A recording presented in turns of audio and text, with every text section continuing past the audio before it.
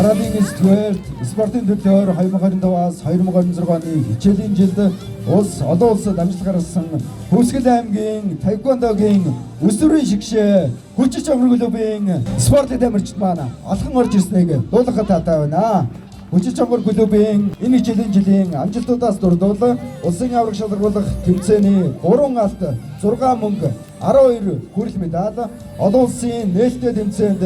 Korea Open 2025 International Taekwondo Champions, Park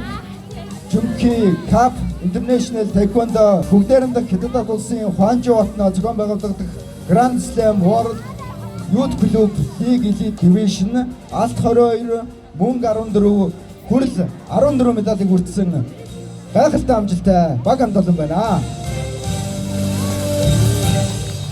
Багийн дүнгээр таеквондогийн их наадмын тэмцээний 41 байгууллагаас өсвөрийн багийн тэргүүн байр, ховд цомын авраг шалгаруулах тэмцээний 30 байгууллагаас дэд байр, 2025 оны 12 дугаар сарын 7-ны өдрүүдэд зохион байгуулсан бүгд найрамдах Хятад улсын Хванчжоу хотноо зохион байгуулагдах Grand Slam World Youth Club League Elite Division тэмцээнээс алт мөнгө медаль,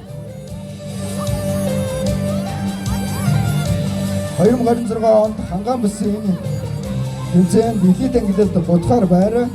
өнгийн бүсний ангилалд дэд байр хүртсэн байна.